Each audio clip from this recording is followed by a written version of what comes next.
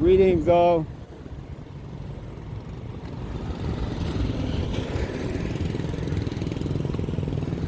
I started talking about Africa in my last video, and there's this belief that Africa has a guaranteed role as leadership at the leadership table. They call it the African century because people are saying, oh, Africans are the rest of the world. Look at the number of people that Africa have at this age, you know, and they mentioned the age of the average African. But what's happening paints a different picture to the one that they're trying to lull people into a false sense of safety with. Because those people in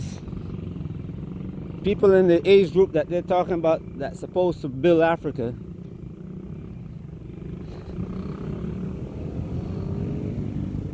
they are forcing them to immigrate out of Africa. And if you don't believe me, you just look at the numbers of people who are trying to get out of Africa. Africans, not Caucasian people, because they're the ones who are moving into Africa. If you look at the rest of the world, you will see that the Saudis have millions of acres of land in East Africa.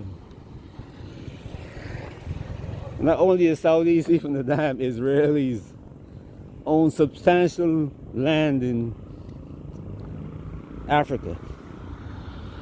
And there's something that I warned people about not long ago, that the Israelis were training Caucasians in South Africa to fight a war against the ANC. And now they're carving out what they're calling the Western Cape, and they're calling it their country. And they're inviting other Caucasian, European, to come in. And what they're saying is that we can have an army. We can have our own economy. Imagine this foolishness. And the ANC joined the DA, which is their party. Let them in to run the government with them. How can you get the devil to come into your house and sit down at the table with your family? What do you expect? He's going to corrupt your filth. Don't use that word. He's going to corrupt your children. But these friggin' foolish Africans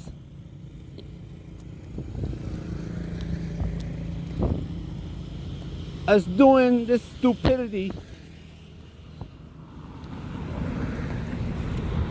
because as leaders now, their foreign bank accounts is loaded.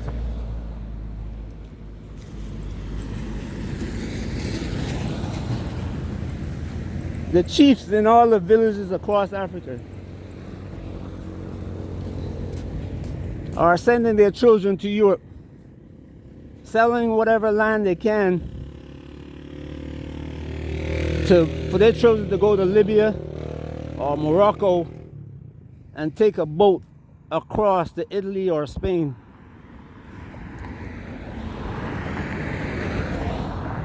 So that those children can go over there, enslave themselves, and send money home to the village so that these chiefs can live in luxury. The same young men that the Caucasians are saying is going to be the backbone to build Africa. And while they're immigrating to Europe, the Europeans complaining about all these immigrants, illegal immigrants coming. But they have created the situation that brought these people there. They intended to do it because those are the people who can fight. The old men in Africa that are left after these people leave can't fight the European. They cannot fight the European. They can't outsmart them. They think the thinking is a slave mentality. Even in today's world.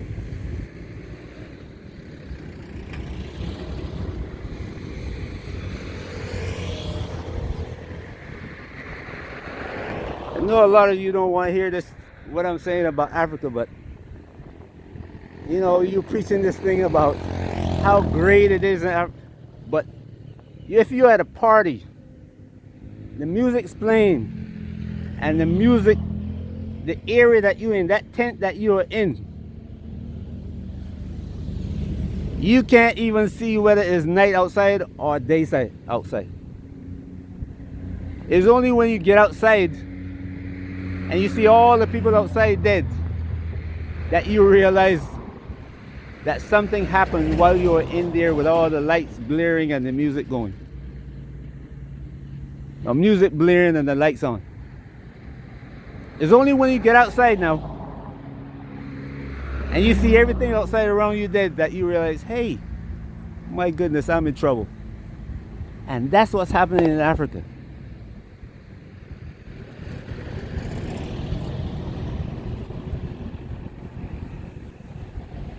Those Africans who are working for the UN or some agency making 100,000 a year, they're living like kings.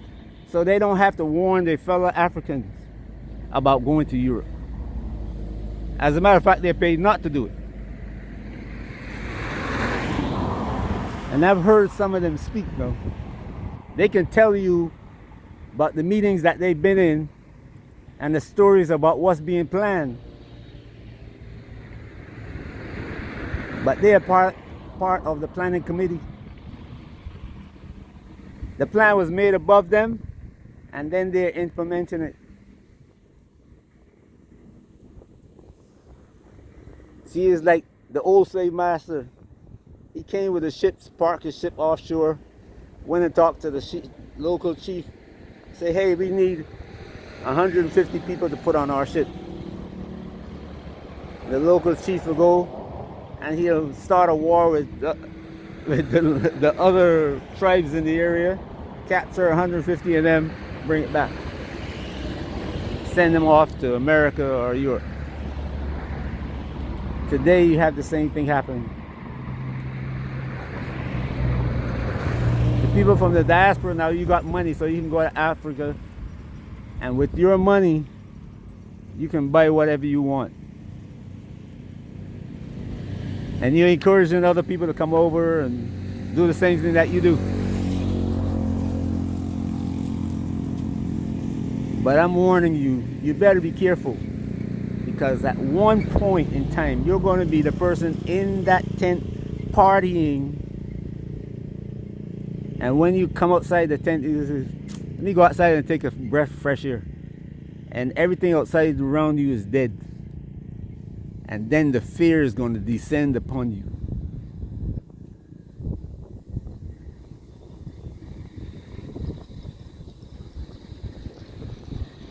Africa is not guaranteed a century at the planning table. If you don't get rid of all those wicked leaders, the ones who go from conference to conference, from country to country, and install people who will put their people ahead. Their people. They're going to be walking instead of walking with the army to protect themselves, they're going to be walking around and shaking hands with the people. And the people are going to be glad to see them come. People be happy to see you come. You have to change this foolishness that's going on at present.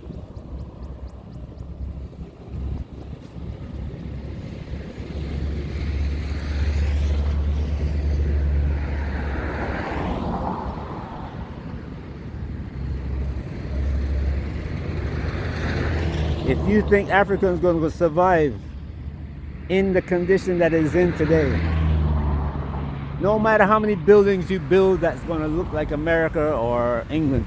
As a matter of fact, you don't want to be building something that looks like England or France now. And you guys are not even paying enough attention to say, hey, we are doing the same thing. That look at what's going on there. It's falling apart there. And if it's falling apart there, if we do the same thing that they did, guess what's going to happen here? If we build like they built, guess what's going to happen in Africa? Following the same program now. The leaders in France and Germany, they're all getting rich. The country is falling apart under them. And you expect that if you do the same thing, it's going to be different?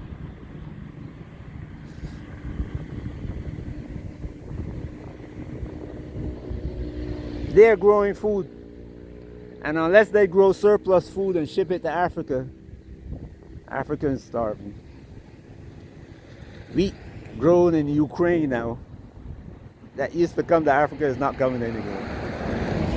And if Russia don't send some grain to Africa, guess where you're going to get it from?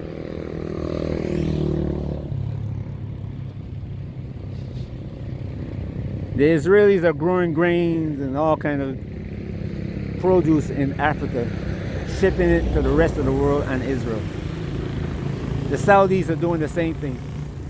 People in UAE own millions of acres of land. They're growing food in Africa to ship to their country. India now is growing food in Africa and shipping it to India. Africans are not growing food to feed their own people. They're depending on the food gets shipped out, processed in India and Saudi Arabia or wherever it is, and get shipped back to Africa. If you don't believe me, go in the supermarket and look at the labels of all the products that you buy in supermarket. Very few of them. You might have one or two on the whole supermarket where the label says made in South Africa. And guess who that South Africa manufacturer? Indian or Caucasian or Arab. The wickedness have to end.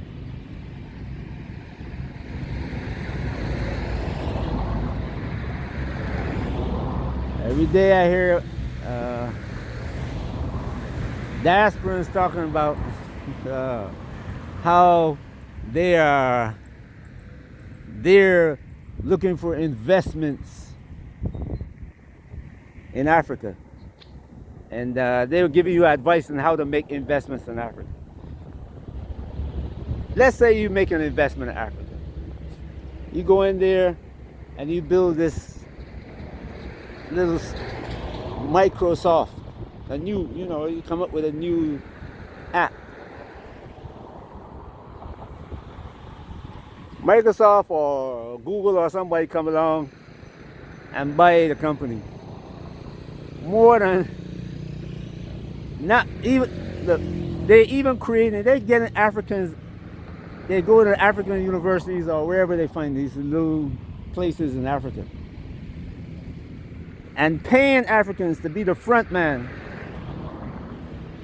put their name on the company, and when the app gets to be something that they can use, Google come in and take over the company, pay off the front man, and everybody else go. That's what's happening in Africa. So you got these American advisors who are South Africa and Zimbabwe or wherever you are.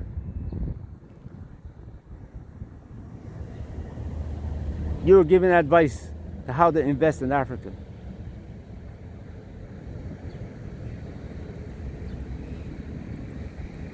But if you're investing in something that is just like investing in America where it's going to fail, Africa is never going to grow.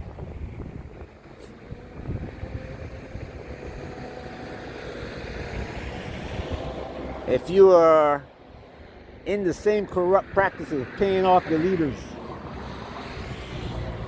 Africa is never going to grow.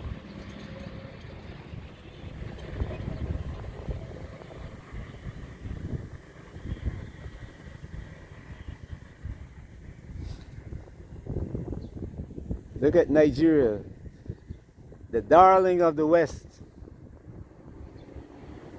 What's happening in Nigeria? The president's corrupt.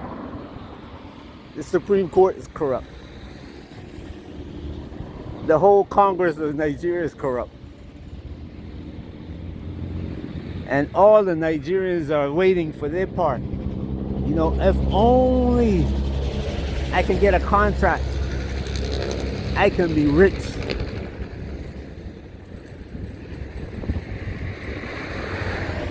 They all waiting for government contracts so they can be rich.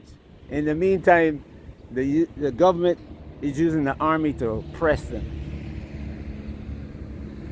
Same thing happened in Ghana and the rest of Africa. You look at South Africa as a glaring example. I mean, the Israelis, I mean, the Jewish people are saying, come to South Africa. We can build a new country here. Come to South Africa. Come to Western Cape. We can build a new country. You don't have to worry about going to the Middle East and have to fight to live. We have a place for you here. In South Africa now. In Africa, and non-African leaders are talking about this. The ANC is not saying, hey, no, you can't be doing this here. Going along with it. So you are a diasporan, thinking you're escaping the West, going to Africa, and you're not looking at these things. Please be aware that you're in a tent. The lights on, the music is playing loudly, but outside that tent, everybody is dead.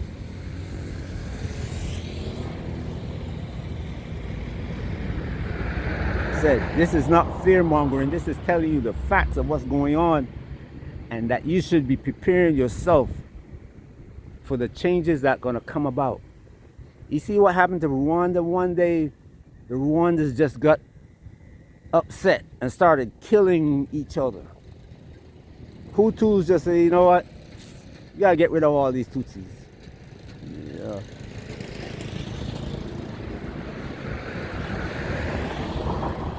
When somebody decides, you know what? All these foreigners are in Africa.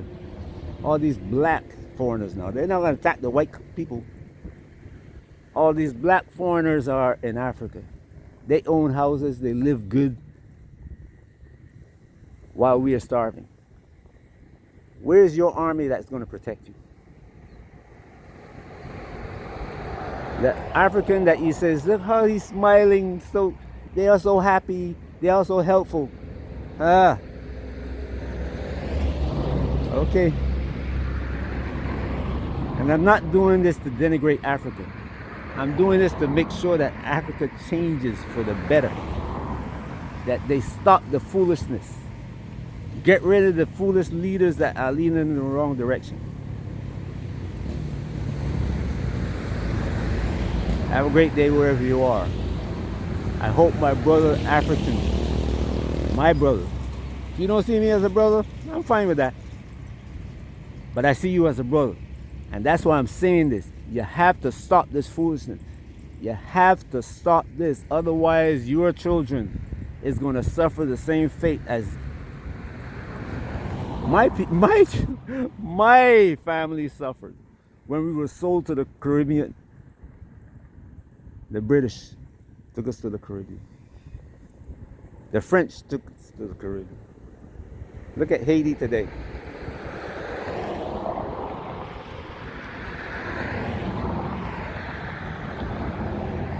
I don't want you to be going through another 800 years, 1,000 years of this foolishness.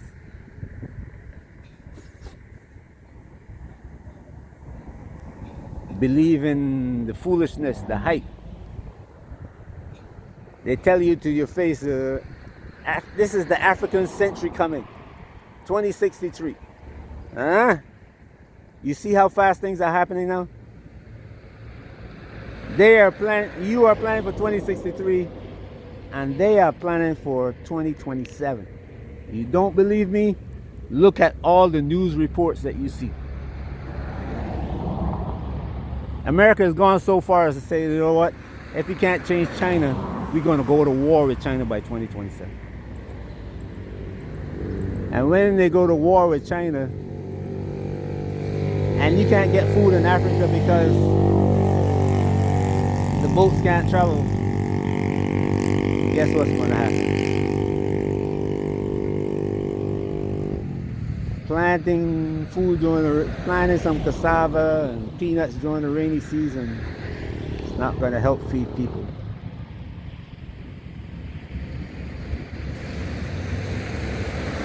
I hope I can help with what I'm saying. Have a great day wherever you are. Peace.